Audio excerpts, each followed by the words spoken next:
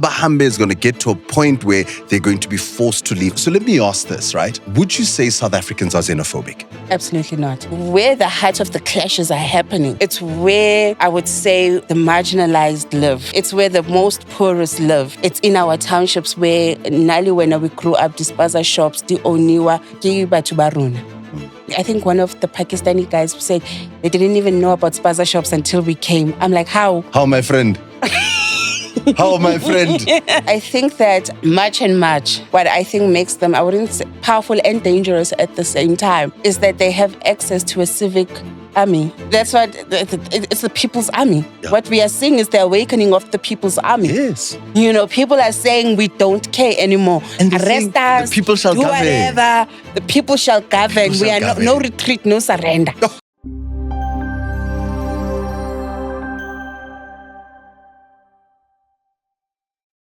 So today's a very special day. When people speak about cutting their teeth, when I walked into journalism and started in mainstream radio, there was a very special lady that took me under her wing. She looked after me, she trained me, she shouted me. And if she's got any gray hairs that you see, they're because of this guy. And I'm incredibly proud and honored because I'm sure if you've ever listened to South African radio, had an opportunity to listen to some sort of political analysis, and these are what we call the clever blacks, the smart blacks. They cut from a different cloth. And you've probably encountered her voice somewhere, somehow. It gives me a great pleasure and an honor today on Be Frank with MacG to welcome onto our platform, Khanyi Magubane. Khanyi, welcome. Oswaka. This is all you're doing. Should I turn the spotlight on you and start interviewing you? No. I could do that. So we won't do that. That is true. Yes. I'm well, thank you. I'm going to start right at the beginning. When you were running around in the streets of Benoni, young Khanyi Magubane, was there any inkling or any thought of journalism at that time? What really drew you to this profession? I think I can say it's in my DNA. I'm a second-generation broadcaster in my family. My father as well was a broadcaster. My father was a reverend. He was a priest. You know, I'm a PK, as they call it. Pastor's kid. I'm a pastor's kid. You know what I'm saying? But my father was in the Methodist church and they called reverends, you know. And in the Methodist church, every 5 years we move around to a different parish, you know. And we lived in the mission house, immense, which is within the church field. Wow. Right? And so growing up, my dad was a broadcaster way before my time. In the 70s, my father used to be a newsreader for Radio Addis Ababa in the 60s, which was broadcast out of SABC in the old Commissioner Street. Khanyi, And wow. I even have like an old picture of him carrying his news bulletin and reading. And then later on, he went on to present Christian programs, you know, with the late Reverend Angu and all, something which I was not aware of, right? So I was 11 when my father passed away. Yes. And it's amazing that I've gone on to do exactly what my dad did, even without him there. Wow. You know what I'm saying? It really is in your DNA. It really is in my DNA. And my sister is a broadcaster as well, amongst the many other things that she does. So I think I was mentioning to you earlier on that I was very curious as a child, you know, and I was very, very well loved. I was popular. You know what I'm saying? People used to call me to come and dance. I mean, it was so weird. And they would pay me if there's an event. Yes. And I would just go and I would collect money, you know, and I had a little safe where I would keep all my money. It's incredible. So I think my personality has always been that. And my parents nurtured it from a very young age. I attended drama classes, speech classes. I did public speaking. So they nurtured it, you know, through putting me in these extracurriculum things that I did throughout my schooling years. Your parents nurtured it. I think you've taken it leaps and bounds forward, right? Sure. You've got an honors in communication. You've got a master's in political studies. Why do you feel, because I mean, we all had that opportunity at YFM to be a part of this bubbling generation of broadcasters, but you wanted to take it a level up. Why was it Absolutely. important for you that you get those degrees and get those accolades? My mother. Don't say that. My mother's still waiting for that photo. You know that My photo mother. with the cap and the sash and whatever. I'm like, Mom, I'm making money. Leave me alone. In a nutshell, my mother. Yes.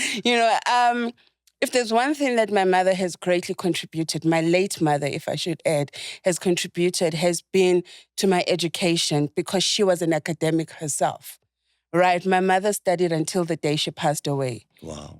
So she was very invested in my education. She would never let me drop courses when I wanted to drop courses. In school, I wanted to drop maths, and she wouldn't. And she was a teacher. So I had no way around. She was a teacher and she was an academic. So she was immersed in education. So she knew how to structure subjects and things like that. So she took on that role, right? And when I went to university, final year, my mom was like, "What's the plan after degree?" I'm like, "But I'm done." She's like, "No." I've done this thing of yours that you wanted. She's like, "No, a degree is no longer enough. You need to move on." And mind you, my mom in high school, when I was struggling with maths, there was a time where it was the subject I was failing all the time. And my mother needed to encourage me, because I was starting to think, but maybe it means I'm not smart. And mama was like, "You are smart. Angeke uhlulwe into engakhulumi. And i-maths ayikhulumi when we are khuluma." And she said to me, "You are smart enough to be a doctor one day, a PhD doctor. You are smart enough. And you can get there if you just, put yourself, put your head on the block and just, do your best." Right? And so I think that stayed with me. That's my potential. And so my mom passed away when I was actually doing my third year. Yes. And in the second semester of my third year. So it was right at the end, right? And in that very year, my mother was on my case about doing my honors. And I was kind of like here and there and then. But the way she came hard on me, I went and I applied. And I got conditional acceptance pending final year results. When my final year results came, my mom had passed away by then. And when my mom passed away in July, which is just next month, I wasn't sure if I should continue my studies because of just, I wasn't myself. All the stress and So I thought, okay, let me just take this semester off and then I'll come back. But then I thought if my mom was alive, she wouldn't want that. She wanted me to finish. So I finished my degree under a lot of pain and under a lot of stress, but I managed to make it into honors. I got into honors, and at the end of my honors, I was given a bursary, a fully paid bursary by Johannesburg Press Club, and the British American Tobacco is the most promising postgraduate journalism student. Yes. So it was fully paid for. My mom prepared me for something that went on to be fully paid for. You know what I'm saying? It's incredible. And that paved the way for me and my career and what I've done over the years. Speaking about what you've done over the years, you were also selected to represent South Africa, and this was at the Young African Leaders Initiative, and this took place out in the US. What was that like? What did that mean to you when you got that news? And where were you even? Like, were you, you had Pimi Piatti back in the days? When did you get this news? What happened and what was that day like? I remember the day very clearly. I literally just parked into my driveway. And then I just picked up my phone and I was looking at it and there was an email. And I opened it and the body of the email was very vague. "Hello, please find attached the results of your application." Something very... Yes. And then I opened it and I read this letter and it says, "Congratulations." And I start trembling. I'm like, oh my God. And I'm in the car alone. So I call my sister and I'm crying. It was just tears of joy. My sister, being a black person, like, "Who died? God, who's died?"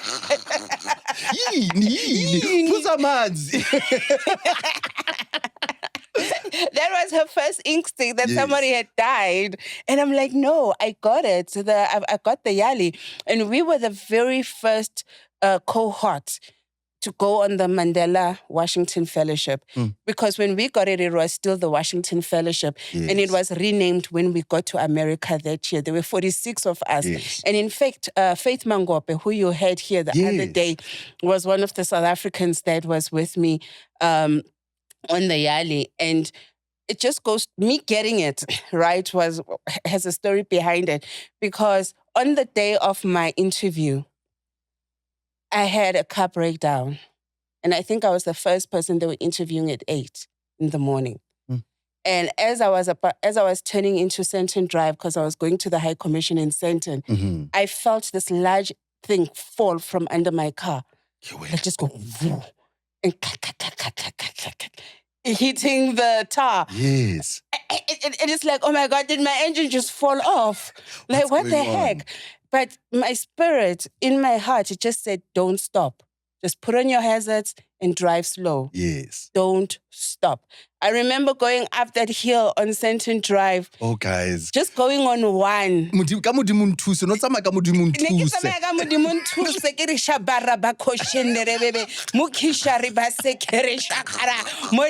speaking in tongues. Yes. You know, and they had arranged for us to park opposite at Senton City. When I finally got to my parking, the rest of the part fell to the ground. Yes. And I said, I'm going to deal with this. When I come back, I took my heels and I ran in for my interview, you know, and I was seated by 7:45, you know, and that just goes to show you that when something great is about to happen, the devil will always put an obstacle right at the time. And it's about listening to that voice. Because if I'd missed my interview, I don't know if I would have got it. Yes. Probably I could have explained and been allocated another time spot, but I didn't. You know, I wanted to be there at the time I was appointed. And then to go on to get it, for me, was just all the much more sweeter just because of that backstory of what happened that morning. And how was that experience? What did that experience mean to you? It was a phenomenal experience, right? There were 500 of us Africans from across the continent. Sure. Each of us were distributed to different universities depending on the track that you chose. There was public administration, there was entrepreneurship, and there was philanthropy.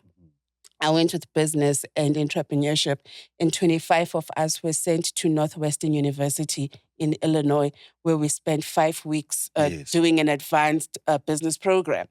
Right. And they were using like Harvard case studies, and we had teachers, and we went to Kellogg School of Business.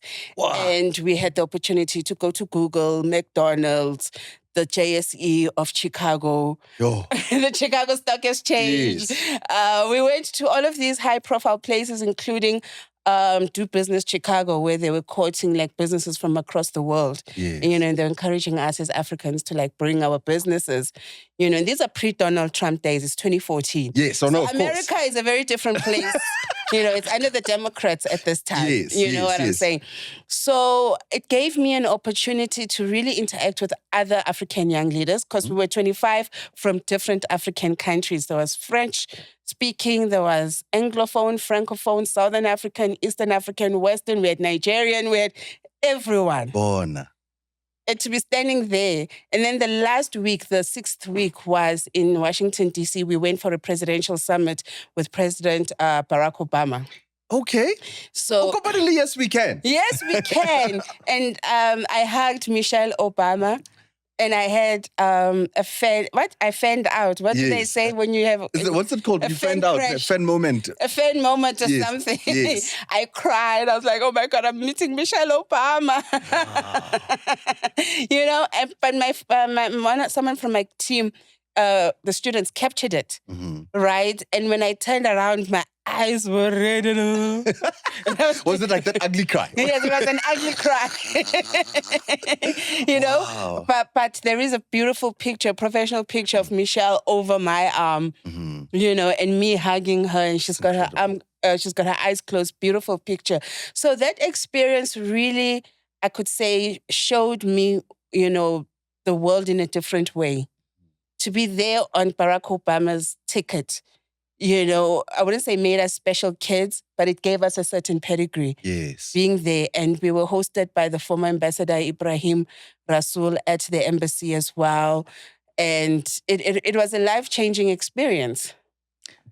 So you've handled many interviews, right? Both radio, TV, news, current affairs, and also outside of just preparation as a host or the person that's going to be doing the interview, what would you say makes a good interview? What captures that essence? Because I remember our days in that newsroom.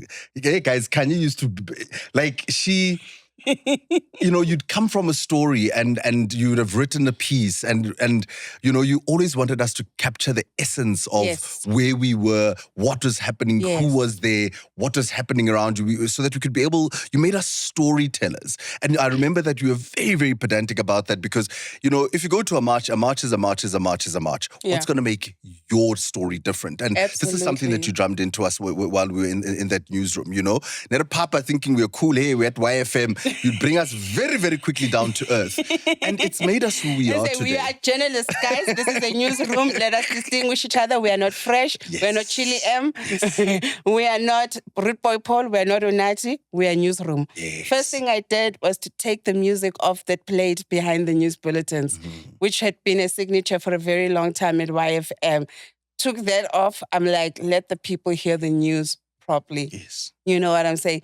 And I think for me, it's also my training. I trained you guys like how I was trained. Wow. And the first thing they said to me, radio is the theater of the mind.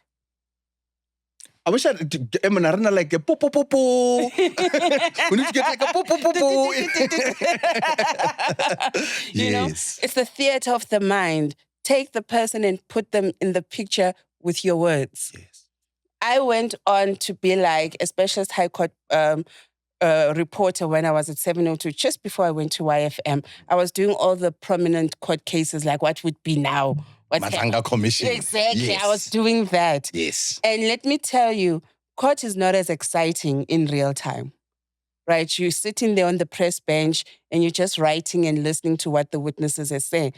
But you've got to paint a picture when you file your story. And this is where your creative writing comes in. Pandemonium has broken out in court as witness revealed damning information. And then McFarlane like, yo, guys. Now you want to turn up the volume. Yes, now you What happened? Yes. What happened? Because now you've sparked the interest. Because you were able to extrapolate what was just a routine. Yes, I did kill him. Yeah, he annoyed me. And then you take that and say, witness admits, confesses on the stand. Beautiful. And that's what I was trained to do. And that's what I trained you guys to do. Look like I speak English was extrapolate. I don't know extrapolate. You must Google search right now. Extrapolate. But what has happened, and especially over time, and I think we were fortunate enough that we were the generation where South Africa was changing at a fast-moving pace to where we are now, right? And we've seen many political figures face legal consequences because of work that has been done by journalists, sitting in those courtrooms, picking up those stories, just trying to add one and one and it not making sense. And as a result, we've seen people fall. A lot of the time we speak about the long arm of the law in South Africa. And because we don't see people in orange overalls or it doesn't get shown, it doesn't mean that the work is not being done by our courts as well as our police. But is this in this digital era, right, where everybody's a journalist, everybody that's got a camera, that's got a phone is now a journalist. Yes. Would you say is journalism still relevant, right? In the age of cell phones and digital media, do we still have a role to play as journalists? Absolutely, without a doubt, because we are trained. And when we study journalism, we study psychology. In relation to which we study sociology, and most important, we are taught that media has an agenda-setting theory. So there's a space for it because journalists are taught the power of media, where somebody picking up a camera is sharing in real time what's happening, but there's no intellectual lens on it to say, what is the influential factor of what I'm doing? Yes. How am I setting the agenda? What is the power of this? How do I then use it, to influence more positively or to make an influence for awareness? You look at the illegal immigration issue is a hot potato in South Africa right now. But you look at what cell phone footage has done in terms of amplifying what's Yes. happening in the country. Of course. You know, just in terms of people being at the protests and at the marches and being able, but a journalist will be able to weigh in terms of what does this mean for society? Yes. and almost like capture the nuance and the implications of what's happening. As you say, camera, we've captured the moment, you've seen it, yes, it was live, but what does this actually mean and what are the consequences of what's happening? And how do we move forward? A journalist will know, okay, the first step is to report the story, but the story needs to be unpacked. We need the government to respond. We need that angle. We need this angle. Yes. So now the art of journalism, you can't pick that up from just having a cell phone. Beautiful. Also, but behind the scenes, you're a business leader, right? You've you've done a lot of media work. You also have a production agency. Yeah. And your work has always been about how, people see South Africa as well as how they see the continent. How important is that? I mean, you look at, for example, Canal Plus has just come into the country. They're trying to set a foothold in the African continent, but our stories are still not being told. How important is it for agencies like yours to tell that story not only to locals, but beyond that? I think it's very important, and I'll tell you why. Because the narrative has been controlled for a very long time, by white agencies, advertising, marketing, how they get us to want to buy into products, what's cool, what's not. It goes back to what the agenda setting theory. Now you have Black people starting to work in white agencies, right? And they start to teach them about Black people. So now you have the caricature. They think it's cool. Yes. But we're like, bruh, that means you see us as a joke. If that's how you see us. Yeah. Those, the happy smiling, also laughing. The food ads. Every time there's food for Blacks, we're dancing and singing as if we're not used to food. So those tropes of food, of dancing and music, the happy smiling dancing natives.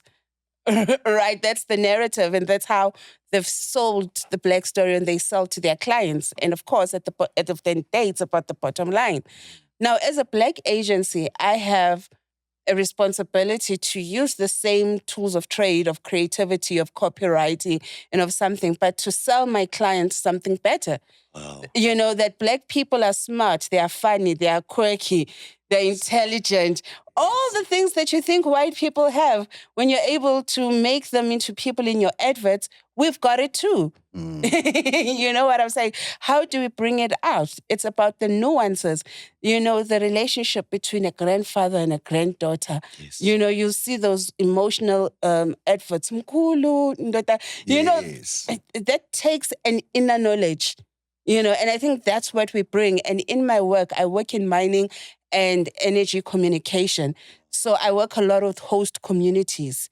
So how do mines and how do companies that have host communities communicate with them? So it's grassroots communication, and I work a lot with community media, because we are communicating at a grassroots level.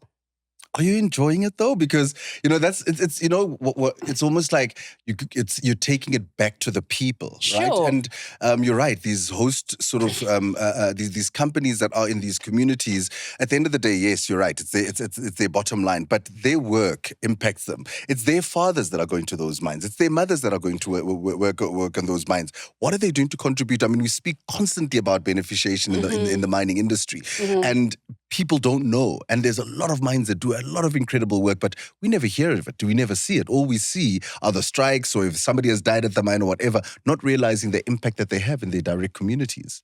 I think this is part and parcel of why a Zinokwanda Media and Communications is there. Yes. Because, for instance, when I started working with my client, it was about telling their own good story, because they do so much in education, like the bursaries, the Matric Excellence Awards, in sports, in so many. And also remember, it's a condition. It's a contract condition that they need to have, Yes. specific programs under your ESG or your service level projects in the townships or in those areas where they procure from local suppliers, where they hire stope workers to go underground from local communities. Yes. So in terms of where do they hire, they have to start within, the local community and train the miners. Of course, traditionally mines have always had labor sending areas, Yes. like Lesotho, like Eastern Cape, Zimbabwe, Swaziland, Lesotho, well, and Mozambique as well. Yes. But there's a growing, need to also, boost those numbers with local people. Let's go back to work that we see on a constant basis. We had the Khampepe Commission. I know that a lot of people are looking at the MacG Commission, right? And there's been a huge focus on that. But there's also the Khampepe Commission. And a few weeks ago, the Daily Maverick revealed how Sisi Tolash, we followed that story, right? Hello, mama. I was. You know what I was thinking beyond. this morning? I was thinking Mel and Sisi need to be best friends. But I hope. Hey. Like, I think the two of them will actually be the besties we never knew we needed. Right. I know, guys. You're like, this is someone's mother. Do you not realize the position that you've been given, right? Now, the thing for me that stood out is the length that the president took to fire her. Because I think for me, being in the ANC Women's League, having such a high profile status in society, but more than that, what she did to corrupt the system, it should have never even been a question of how or what. It should have been a question of when. And it took way too long to fire her. I think it's indicative of how much we've tolerated. It's indicative of how deep the rot has been allowed to get. Right? We talk about a CCC, but we don't talk about the enablers behind the scenes. We don't talk about, because she was only able to do what she's able to do because she was doing it, with people who enabled it. Yes. So it shouldn't actually just be her. It should be her and the enablers. Yes. That I dealt with. But unfortunately, she was the principal. So we know about her. Yeah. I think that in CCC's case, for instance, we can look at it in two ways. Number one, impunity, right? So what is impunity? It's the sense of, I have the ultimate power, nothing can touch me. So when you feel a sense of impunity, it's like this baseless feeling of being all powerful, even being above the law. Those bloody blue lights, diabahlans. Yes, exactly. So you get elevated to a point where you lose touch with the concept of accountability and responsibility. And you start thinking, how far can I stretch it? The Koloi, the people, the Bentons, it's well documented. She did it because she felt she could get away with it. Yes. That's the only reason. And I think now there's a sense of knowing, not just with CCC, but I think all across the country, there's a new wave blowing. But you must make sure everything is MacG Commission proof here. People are scared in a good way. Yes. We've needed people to be scared the way they are now. It's time to clean up, It's guys. time to clean up. It's time to clean up. And between the SIU and MacG Commission, I think there's a lot happening, particularly because, and it's still a case study, MacG Commission for the first time in South Africa doesn't have to wait for recommendations and the final report. They can start instituting arrests. They can act now. Many people have walked off from testifying into a police van. Well, who are you? Whose name? I don't want to be a government official right now. You know what I mean? Like people, I'm sure like you're sitting in the, every week they say, but I'm sure like their bums are this small, but it's just waiting because in some way, you spoke about the enablers, right? Because along that line, right, there's somebody that approved it, there's somebody that signed it off, there's somebody that agreed to it, there's somebody that got paid for it, right? And when you look at government, that's how they've been running for maybe the past 10, 20 years. Absolutely. We sing it to the police, we sing it in government, we sing it in municipalities. So Moba Dutsing right now, they're like, they're thinking, oh God, what's happening this week? Who's there? And I think it's about time though, Khanyi, because when you look at the rot that has happened to our beautiful country, you get to travel the length and breadth of this country. Yes. And horrible as the news sometimes is, we still live in a beautiful country. Probably one of the most beautiful countries in the world. Well, they fight us very hard for it. You know what I'm saying? Yeah. But South Africa is not only beautiful, it has beautiful people. We the people are what makes South Africa beautiful, over and above the beautiful landscapes, that we have. I think South Africa is very resilient. And sometimes people underestimate how resilient Yes. we are. And we're like, if we can deal with those people, what makes you think, if we can deal with Donald Trump, Yes. Donald Trump tried his best. He tried it. And then South Africa still emerged. Mm-hmm. You know what I'm saying? Whatever type of consequence that they thought South Africa would face by not bowing down to Trump, we didn't.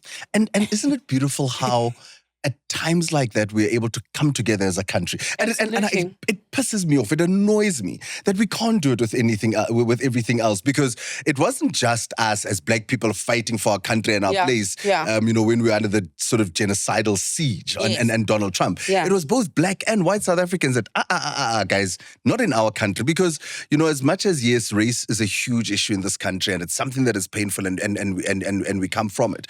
But when we stand together, it's like when you're traveling overseas and you meet someone that a South African, you hear them when you hear Afrikaans here, it's triggering. When you hear it overseas, you're like, hey, these are my people. Hello, who found that?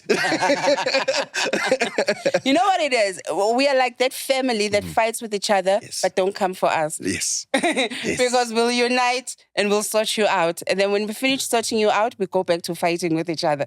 You know what I'm saying? We're a very strong nation, and in terms of the things that we've had to go through, they've been horrible. I mean, I don't want to talk about the human rights abuses of apartheid. Yes. You know what I'm saying? But we come from a very dark history. And in terms of historical timelines, 30 plus years is still very young. Yes. It's still very new. It's people are saying, but by now. Who's telling the Jews that by now they should have forgotten the Holocaust? Exactly. It's still as important, it's still as big, it's still as relevant. And apartheid must continue being studied, unpacked, and dealt with. Even now, I don't think the apartheid project should be dead, and I'm glad that the TRC cases have been resurrected, to be dealt with, particularly the recommendations of the report. And in my personal recommendation, I think they should start rebroadcasting the TRC Commission just for people who are never there, who are too young. They're sitting in the SABC archives. They've got nothing to lose. People are watching Madlanga every day, from day and night. People have appointment viewing. Let's rebroadcast the TRC. What do we, if they're scared, people may get angry again. But it's important to understand why these cases are being brought again. That's very important. Yes. When we look at leadership, especially in South Africa, you look at CCC and what has happened in her case, right? President Ramaphosa is looking towards municipal elections. The ANC is looking towards municipal elections, right? How do you replace someone like that? Who do you find? And, are there even candidates that we can put, that the ANC can put forward? Because I don't think we're at a point now in South Africa where we are going to accept unclean candidates.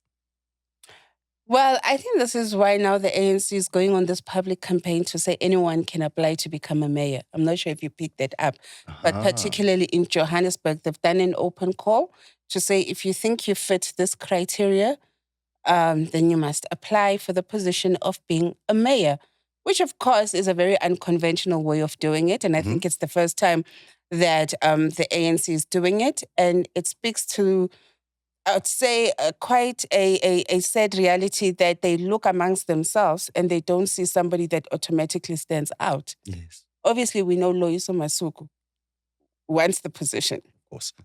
She wants the position. She wants to be the mayor, or she wants to be the forerunner. But you've also got people like Frank Chikane who've put their hand up. You've got, other candidates. I don't remember the other candidates on the list.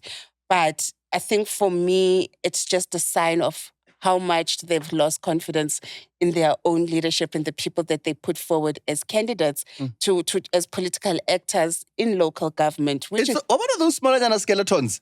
Those skeletons that they spoke about, everybody has them. And that's the issue.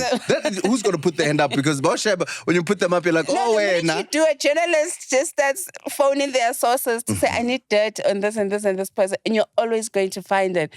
I think, for instance, the Joburg race. Personally, I've seen many parties have launched candidates. But I think it's going to boil down to Mashaba versus Zille. That's basically what I think. Hey, look, in my household, Kibutsitse confidently as a Yes. father. Guys, what's happening? Municipal elections are coming up. You guys, one daughter said, Dad, I still also need an ID. I want my ID. So who you guys are voting for? DA National, Municipal, EFF National, Mhm. DA Municipal. My brother would be turning in his grave, but because really, where then are those other options? We can't see them. We can't see them. Would you say it is a failure of political parties, Mhm. or would you say it is the tiredness of people from the rot that's been happening? It's a bit of both, right? The political landscape has changed since 1994. Mhm. We've got many more political parties Yes. than we did. So the number of choices have increased. But at the same time, our configuration into coalitions comes as a result of people withholding their votes. Yes. Voter apathy has had a direct impact in leading us into the current system that we have. It was very easy for the ANC to get a majority in the past, in the national and local government elections. Yes. Now it's not just the ANC, actually, a lot of parties are struggling, because people just don't want to go and vote anymore. They don't understand why they need to vote. It's your civic right, it's your civic duty. Yes, we get that, but what has it done for me? When that question remains unanswered, because what people want are just immediate changes. Yes. I want to see my street had potholes, now it's covered. I didn't have Simple lights, things. now I have lights. My garbage is taken every day. When I call and I report a water leak, somebody comes out. We just want functional societies and functional communities. You know what I'm saying? And I think that sometimes we miss the simplicity, like you say. Uguti, at a local government level, the administrative duty of municipalities is to bring services to people, and that's what determines who a person votes for. So that child of yours is saying to you, those are the parties that they trust the most to deliver those services. We've been looking at the MacG Commission, and everybody's got their eyes glued onto them. But we also have the Khampepe Commission that is happening in the background to all of this, right? How important is the Khampepe Commission, and why was it set up, and do you think it'll achieve what it wants to achieve, even outside of what's happening at MacG? We're a country of commissions. Yes. Yes. We are a country of commissions. We're going to set up a commission on illegal migration. Abahambe Commission. Abahambe Commission. And a retired judge. Yes. I think, Khampepe Commission also plays its own role because I think we can talk about why do we set up commissions in the first place? Why does the president like commissions so much? Because, it's not a court. They always say you're not going there because, they are judges or they are what. But it is an inquiry because they've been given terms of reference, and the people that we are seeing today form part and parcel of those inquiries because those inquiries then form the final report to say, President, I think you should do this with this particular issue. This is what we've discovered. This is what we have found. This is what we recommend, right? And I think MacG Commission is changing. And I hope Khampepe Commission can also be changed to say it must be immediate. We shouldn't wait, for reports. Because if you look at the MacG Commission, what's made it relevant and so popular is the fact that it's happening in real time. You know what I'm saying? And I'm hoping that, people like Khampepe Commission will take a leaf out of that, and even with their terms of reference that they should know, which is South Africans, we are not commissioned out. People are also looking at Khampepe. Yes. We're also checking it out. We're also checking it out in the same way we checked out the State Capture Commission. You know what I'm saying? In the same way that we looked at the Section 89 committee, that came up with the impeachment. All of them have their own place and their own terms of reference. What makes people lose confidence in commissions is when they don't see the recommendations being implemented. Yes. That's what makes, because then it becomes a big, expensive talk shop. But now it's also gotten, and I spoke about this last week, about hot under the collar. President Mbeki and Zuma are not quite comfortable with this Khampepe Commission. Why? What's wrong? How? Well, I think it was at first, I think the first was President Mbeki who signaled the first alarm bell. Yes. And then former President Zuma followed. But Zibelana Batuwen. I know what you did last summer. So if they're both running away, and dodging, for sure there's something that's going to be brewing here. Well, I mean, if we're looking at TRC cases, if we're looking at resurrecting those traumas, if we're looking at, because you can't deal with the TRC and not be resurrecting traumas in one way or another, because, I mean, so many people have been triggered by looking at some of those people in the court box or, talking, and they know what those people could have been their torturers. Those people could have been people that arrested them. They still have those memories. Yes. And so when you're dealing with something like that, you also want to make sure that this particular commission doesn't have all these dramas, because they take away from the seriousness of the work. Of course. You know what I'm saying? And I perhaps think the former presidents should have dealt with this issue maybe before the commission started its work. Yes. But they wouldn't have been privy to who's going to head it in any case. Of course. Before it was announced. But now it seems as if they have something to hide, but they've not explicitly said what those things are. They're just saying that one she's not right, or that one no. No. Akusumuntu wethu lo. Akusumuntu wethu, akekho right. But they'll never explicitly say if they believe so would know she was an apartheid spy. As an example, please, as an example, where's the camera? As an example. You know what I'm saying? And she's compromised. You raised something that's very, very important here. I remember off camera at an interview I did with it's senior counsel Dumisan Tsebeza, right? I think he was also involved in the TRC. And he was also one of the lawyers for Winnie Madikizela Mandela. Yes. Now, there were a lot of cases and a lot of people at the TRC. Remember, you had a choice whether you wanted to do it in camera at the TRC, or if you could also submit privately and etc. Things like police that wanted to become witnesses or state witnesses, or they could, that all of that stuff is sitting somewhere and the government doesn't want to release it. It's sitting somewhere. It does somewhere. I did not want to get into this because this is what I just finished doing my MA on.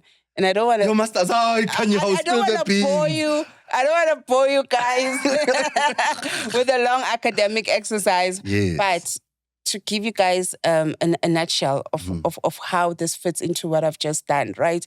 My master's is about doing an inquiry on the presence of political ideology in the media and how it affects and influences the way we report, particularly in apartheid era media, right? And can I finish before I forget my point? Over to you. If you stop me halfway, I'll ask for Khanyi.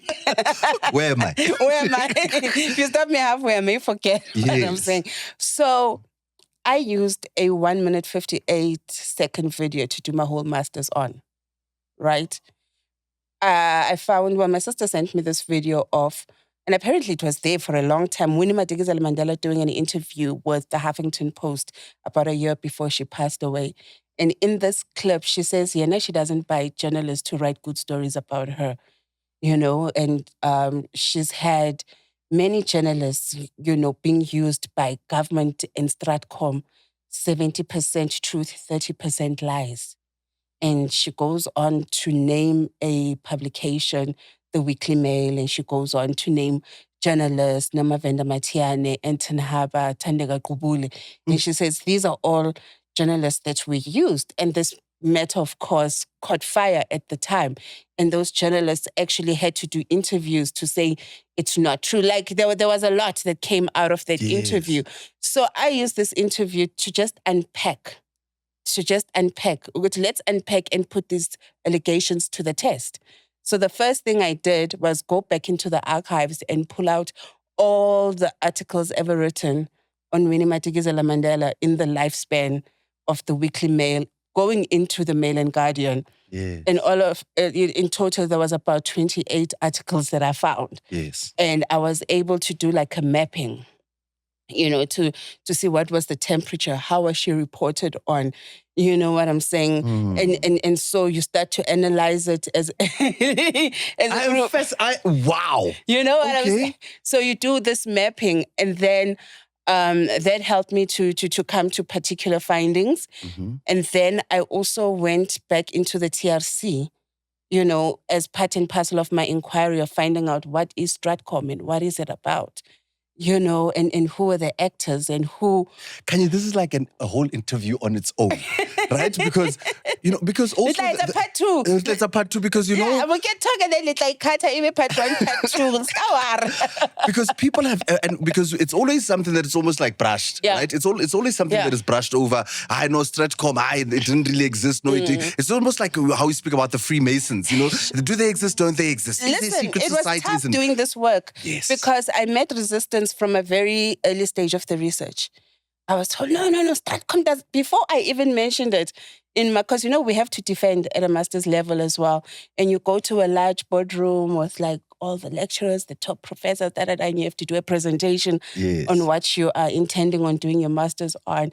And I received a lot of feedback, the most from all the students who were defending that day. And one of the guys, and I mean, we'd been prepped before to say, don't engage in dialogue.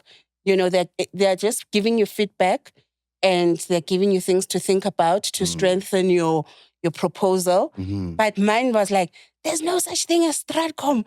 Why don't you write something else? Everything that could possibly be said about Winnie has already been written. Why don't you do other politicians along with... Don't do it. I was like, where? So and they are wrong, right? When they say that, you're like, this is the reason why I'm doing it. So I sat on it, right? Because I just spent my time writing notes because I really wanted to listen. And then I think I processed it for a month or two. And then I went to my supervisor. I'm like, Bahlanya lava.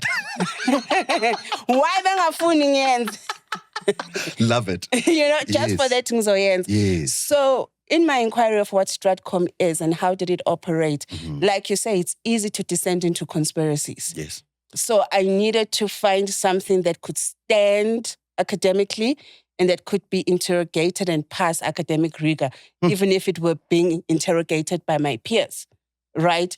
So I found testimonies from the TRC, right, of Stratcom agents who had to who were testifying as part of the special hearings into the Mandela United Football Club and all of their activities, right? And there were two people that I got all their transcripts. I got all the transcripts, right? And I went specifically to the parts where, number one, they spoke about defining Stratcom, what it is, what its goals were, the operations. They gave a breakdown of all of those things, right? And then they went into the specific operations regarding Winnie Madikizela Mandela. You know what I'm saying? And how that worked and how she was under surveillance 24/7, how they used some of that information to feed it to what they called the friendly journalists. And it was actually Dumisan Tsebeza who asked one of those guys to give examples of stories that they planted with 70% truth, 30% lies. Because they had intel 24/7 on what she was doing, who she met, where she was going, who came to her house, what are they talking about. Jerry Richardson has been there. These kids, they had everything on Winnie. So having those transcripts helped me in my work to define what this is as per. I was very clear that this definition is as per the testimonies that were given. But what was interesting that came out of there is the amount of classified information that was allowed to stay locked and stay hidden because of an arrangement between government and the TRC. Because Winnie's lawyer asked for those names to be unlocked. Who are those people? Who are those editors? Who are those? And then the person on the floor then turns to Borain, who was the chairperson, and says, but chairperson, we have an agreement that these names will not be revealed. And they turn around and they agree and they affirm to say, yes, we have an agreement that even till today, yes, people post unofficial lists and they say it was this person or that journalist or that publication, but that information has never been officially declassified. And that's just the tip of an iceberg of information that remains that remains classified. Mm-hmm. And a lot of it is the work of the special branch, operations, who killed who was responsible. But aren't we at a point now where it can be declassified, isn't it? Because there's a certain period of time. I think 20 years or something like that. Or I know there's a specific period of time that we're given that they can be declassified and they can be taken out of the archives. We don't know what we don't know. Very true. We don't know what it is that we don't know. That's the challenge. Wow. Because there's a lot of information that was put through shredders at the turn of from the 90s, so from the late 80s into the 90s, when, of course, the special branch and the police could see that there's changes coming and people were going to be held accountable. Yes. They destroyed a lot of files. They destroyed a lot of information so that a lot of people, they got a free pass. They never got to account for what they did. They never accounted. So there's also the criticism of the TRC that it never really penetrated deep to the heart of the matter, that we only just touched the surface. We only just touched the surface. There's a lot of classified information we will never know. And hence that's why, my comrade, so to speak, have files on each other about what happened in exile. Yeah. Right? Who was killed, who ordered what, who did what. I mean, to this day, there's still a huge debate around the killing of Chris Khanyi. And that is just one of many that still remains classified or people won't talk about. And if we were able to do what you have done in your masters with the TRC commission, with some of the ones that a lot of the testimony that are also given off camera, where people are like, I don't want to be in public, but I can. All of those files, if they were to come out, we would know who the spies were. Even within the ANC, it would tear the ANC apart. I was about to say the stakes are too high for some of that information to be revealed. It will literally destabilize a lot of things. How destabilize women in our economy? Well, but I don't think it should really hinge on whether it actually compromises transitional justice, because it compromises transitional justice and it dilutes the work of what the commission was trying to do. When you think about the fact that as long as the TRC lasted and as much work that they did, but they didn't, cover everything. Well, they couldn't.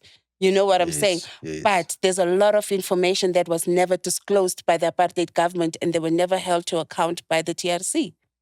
There was clandestine agreements made. Yeah, that we'll never know of. Another one that is now bubbling under, and so I don't think if it's even bubbling under, this is poured over the pot, it's in the streets. This is this March and March campaign. I spoke a little bit about it last week as well. When we speak about the sort of illegal immigrant sentiments that is happening in this country. We've got a lot of people that are saying, our borders are way too porous. We've allowed for this to happen for a long time, and now it's gotten to a point where we can't anymore. Are we handling this with the sensitivity that it should be handled with? Or as South Africans, are we now just hurtful? Sure. So there's two things happening here. There's the reaction of civil society and there's the reaction of government. So society, I think, is making it clear that they're hurtful. But we cannot have the conversation of illegal immigration apart from, number one, the class conversation and the economic situation, and apart from the continent. So class has a way of being a unifying factor between people. So I can live in a very posh estate, and I'm South African. My neighbor is Nigerian. That other neighbor is Congolese. That other one is Kenyan. That other one is French, and we all live in harmony here together because class kind of equalizes us. Yes, you know what I'm saying. Where the burning I would say where the heart of the burn is in your low-income areas where people are fighting each other for the same opportunities, right? So there's that level to say it's not everybody's problem. Not every foreigner has that problem, or not every immigrant in this country has that problem. It's immigrants at a particular level of strata of society. right? Before we get to foreigners or in academia, in hospitals, there's that secondary conversation happening now. There's also that also happening. Yeah, there's also that on the side. But where the heart of the clashes are happening, it's where I would say the marginalized live. It's where the most poorest live. It's in our townships where Nali when we grew up, dispenser shops, the Oniwa, ke batho ba rona. Hantate Dlamini, Hey. o kadima borotho, mama wa kgola next Yes, week. we can buy re tla a half patala, loaf, yes. we can buy a cup of acha, Mama ha so fitlhi, ne re kopa lebese, re batla ho etsa tee. All good because we know each other. Exactly, and Mama will go and pay afterwards. So there was a community that had trust amongst each other, Yes. right? And someone's, like, I think one of the Pakistani guys said they didn't even know about spaza shops until we came. I'm like, how? How, my friend? How, my friend? Which one is this one? But these spaza shops. Why do you think these things even have names? Let's start there. Why do you think it has a name? Yes.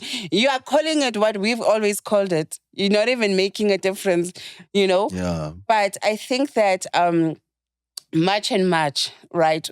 What I think makes them, I wouldn't say powerful and dangerous at the same time, is that they have access to a civic army. That's what, it's the people's army. Yeah. What we are seeing is the awakening of the people's army. Yes. People are saying, I don't want to use profanities, but they are saying we don't care anymore. And Arrest us, the people shall do govern. Whatever. The people shall govern. People We shall are govern. no retreat, no surrender. Oh.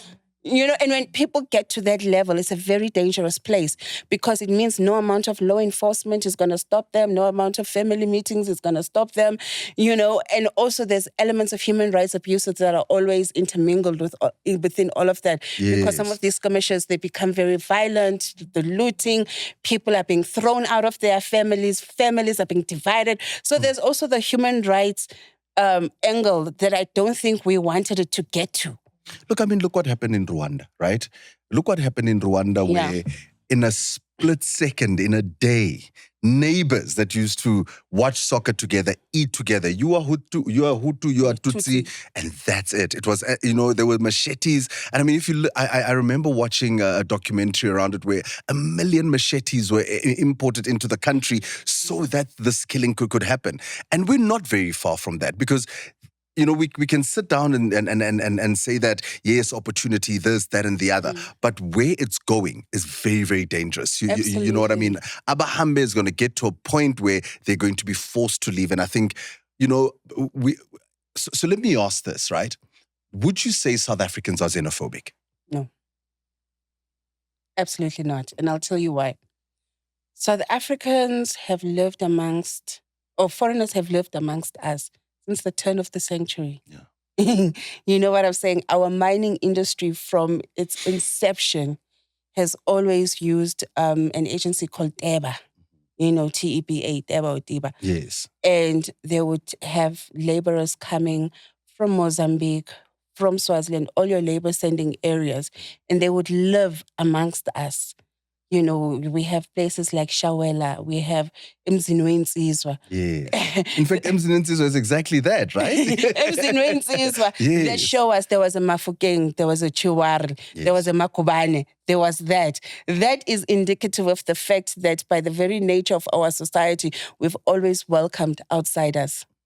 Then you have the white population. We've also had the Portuguese, the Greek, the Lebanese, all of these other races that have come in. My friend. Tsamoraka di chips le fish Portuguese, right? And then we had the Indians that came in their numbers from India. You know what I'm saying?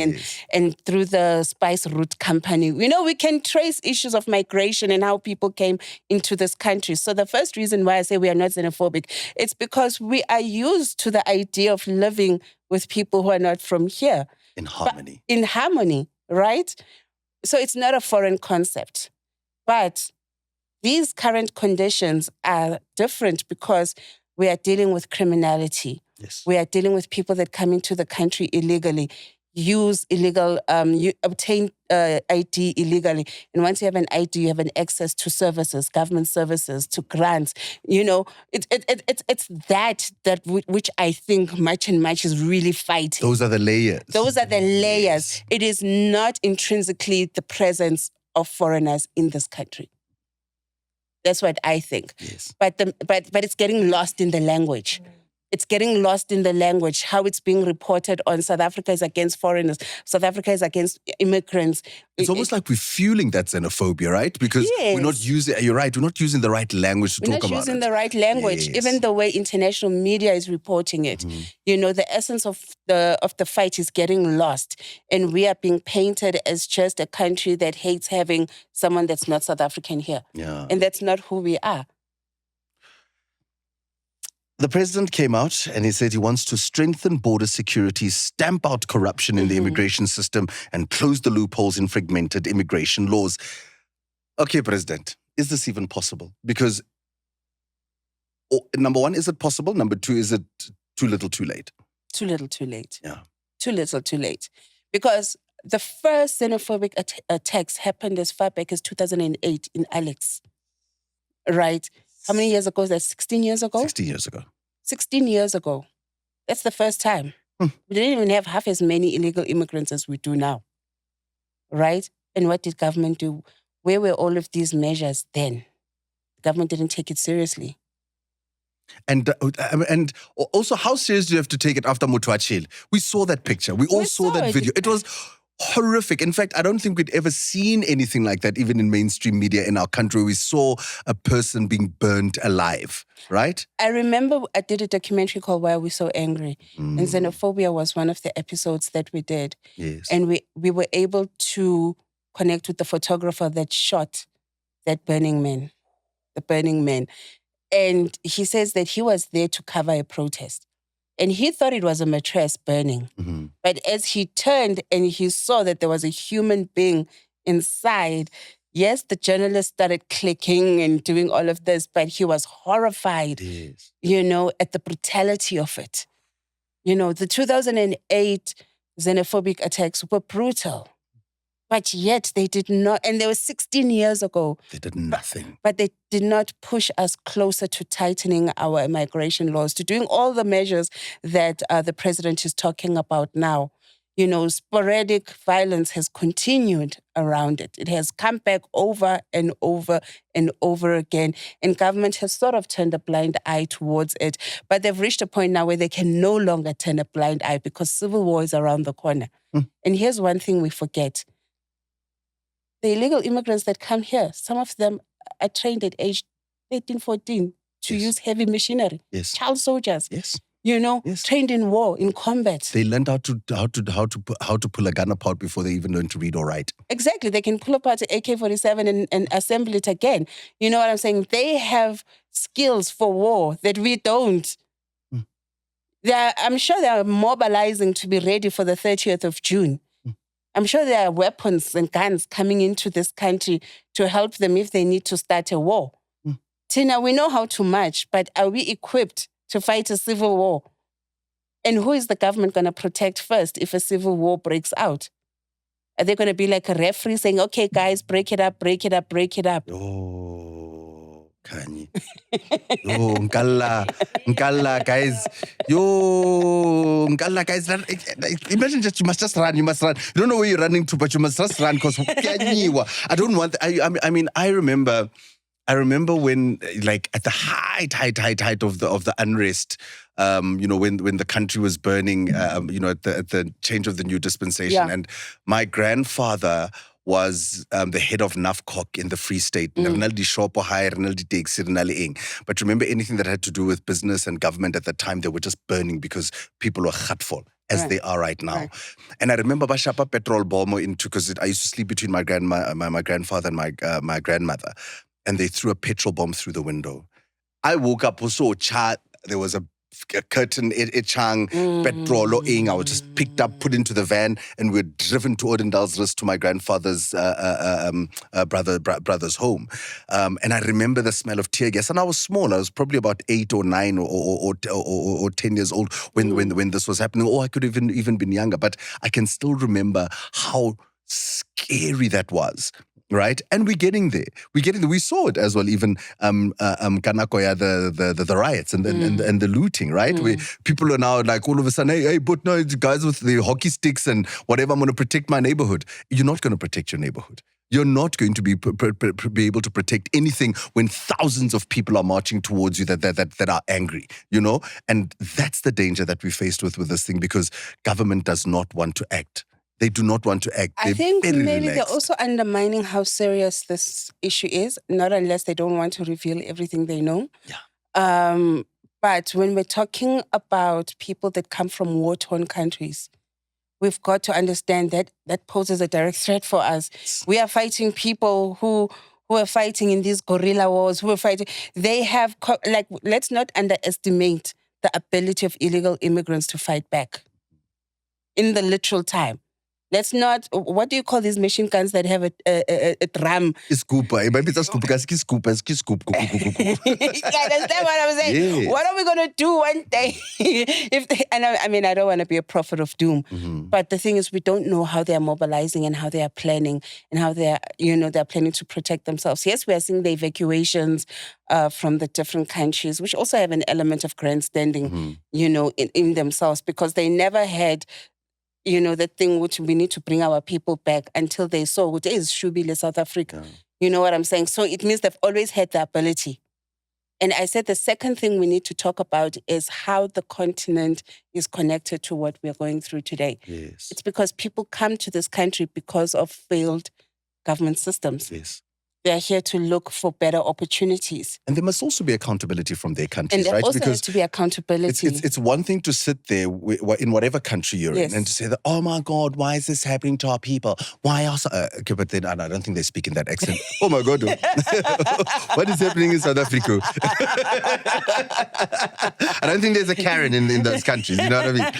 But, the African migrants that are here are as a result of poor and bad governance in their own countries. They've ran away from their own countries. Completely failed states. You know what I mean? Because that is also a conversation to be had. And I think that it's a missing link, right? Because even in the language and the reporting, there's always that missing link. There's that missing link to say these people are here because of A, B, C, D, E. They're talking about Pan-Africanism before they talk about African development of countries. People will continue, you look at a country like Madagascar, right? They recently had their elections and there's always protests after elections. You look at Tanzania, how there was a shutout on social media and the internet so that the world couldn't see what's happening inside, and the current president was accused of having her opponents arrested. And in so many human rights abuses, you have Kenya that sold its medical records to the US as part of their health funding initiative. And now they've done a concentration camp for Ebola in Kenya, and Kenyans are fighting it. But it is the Kenyan government that sold Kenya to the Americans to begin with. And so they feel, they are feeling it now. And I'm hoping that President Ruto, as he's just been to South Africa for a state visit, I'm hoping that Ramaphosa had a private conversation with him. Come on. And say, get out of these deals. Like, what's wrong with you? You can fight it. We fought that guy and we won, even you. But the thing is, you look at the way Trump treats President Ramaphosa. At the height of the genocide claims, we went to the White House. He came out to meet the president, sat him in the Oval, and had that big meeting with them. Yes. Juxtapose that to the meeting of African heads of states that happened where they were going to do exploratory talks, right? Because America is changing its model of aid. They don't give aid for nothing now. Yes. For you to get aid, you also need to give America something. So those countries were there to barter. And I listened to the president of Mauritius. introducing himself, the country, the mineral wealth and everything. And Donald Trump was like, yeah, all right, cool, thanks. Can we move on to the next person? And please, can you just say your name and your country? And then we move on to the next one. We've got a long program for the day. I'm like, to another president, I was born. These are heads of states. And they've been treated like, doing your bergipstoets. yeah, donkey, next, okay. Yes, that is literally God. So for as long as African leaders are sitting in that position, when are they going to get to a point where people don't feel like they have to leave because of war, civil wars, because of governance falling apart, because of, there's no industry, because you need industries for people to work and make money. You know what I'm saying? Instead, they take the most valuable thing that we have, which is our resources, and they go and sell it for nothing to the White House. Okay, but we also have our own little local problems. You can't solve the world's problems, No, you can't. in one day. In perhaps closing, right? Yeah. I want to get to local elections. They're coming up. They're bubbling under. We touched on it a little bit earlier on when we spoke about the D and the EFF. Are there candidates? Does South Africa still trust politicians? Is our electoral system flawed? Do we need to change it? And does democracy still work? Wow. Let's go. I test the masters today. Wow. Hey, like, why did I tell you? There's a master's plus age. Okay.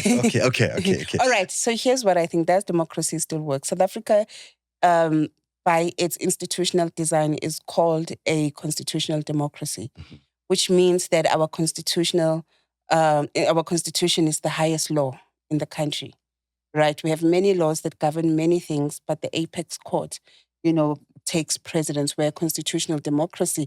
And the constitution in South Africa has the Bill of Rights. It has many other, subsections. And all of those are created, to give us a framework of what our democracy looks like. You know what I'm saying? So that still works because obviously, Justice Maya are able to say Section 89 back to Parliament. Yes. You see what I'm saying? 100%. So, and it's important for those institutions to remain independent and to remain functional because those are cornerstones of our constitutional democracy, right? Now, democracy as a political system, does it work? Some will say yes, some will say no, right? Democracy is based on the premise of the will of the majority, right? That's what democracy is. We go with the will of the majority. There's 4 candidates. We vote for them. The one with the most votes, they get into power. Why? Because they represent the people's will, right? And that's how we've done it. Does it work for us? I think in terms of integrating us into a global community, yes. It has, because all your Western countries are democracies. Yes. They say that democracies are sure. It's not big sure, but okay, we'll go with that. You see what I'm saying? Yes. Within South Africa, we also have the Communist Party.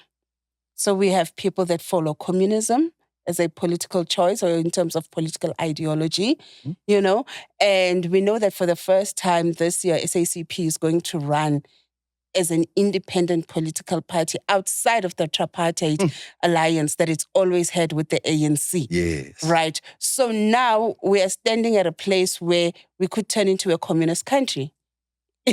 Or we could start to see, not a communist country because it's local government elections, right? But even we could head there if they win. Yes. You know what I'm saying? It means we could have a mayor from the SACP. We could have councillors from SACP, and in bigger numbers because, you have your council, you have your coalitions, you have all of those arrangements. And once I would say the pro and con of democracy, the way we have it, is that in South Africa, we can have different political ideologies coexisting in one country. Yes. So if you have the SACP standing as the Communist Party, communism has its own principles. Good communism, a country, so it's communal. There's It's no for the rich, people. there's no poor. It's for the people. Yes. You know, communism is based on the communal structure of running our society by ourselves. It places the power back into the hands of the proletariat more than the leader.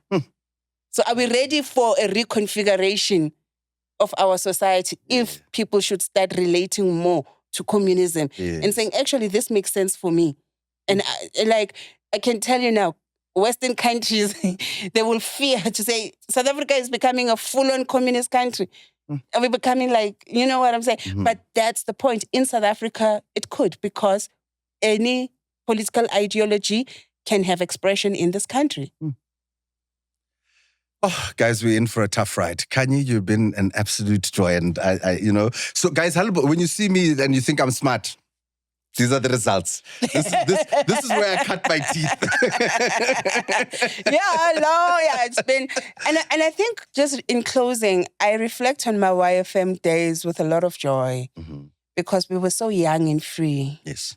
And naive and idealistic. And we were at the beginning of our careers. And we were part of the most important youth movement. And it is great that we are able to sit here as 40-somethings, having grown in our careers, to say, YFM ayihambanga nathi. Hey, ever since they left YFM, we don't know what happened to them. Yes, Bakai born. I'd be very worried if I was being interviewed on no shade to Bakai. But I count it a blessing that I've had a long career, that I've been able to pivot into different things and still remain relevant and still be able to do, what I want to do. And right now I'm headed towards the last hurdle. No, you're headed towards a PhD. But the next time you come here, it's about Dr. Magubane, right? Well, that means is that an agreement? Because we're going to hold you to it. If this podcast is here in 5 years' time, then it will happen, because that's how long it's going to take on average for me to get my PhD. I think you'll get it. I know you'll get it. I know I will get it, but I hope you'll be here in 5 years' time and you'll be telling me, hey, Linda, I've started. Sky, don't involve me in your things. When I'm a doctor, I'll bring you here so that you can feed me the knowledge. I'll come with my red gown. How about that? It'll be so on the nose. No, definitely. But it's been an absolute pleasure and an honor. And thank you so much for taking the time to be here. Thank you. I think for me, these are important conversations that need to be had. And having these conversations with someone that has been there, right? Been in the mess throughout the different stages of our democracy and developing democracy. It's incredible that we can still sit down and have these conversations, and hopefully they land on the right ears as well, because we've got to have sober minds dealing with what's happening in our country right now. So thank you very much. I really appreciate this, and all the best in your company, in your career, and towards your PhD. I can only hope you're the best inshallah. Thank you so much, and thank you so much for the invitation. Awesome. Thank you so much. Thank you. Ladies and gentlemen, Khanyi Magubane.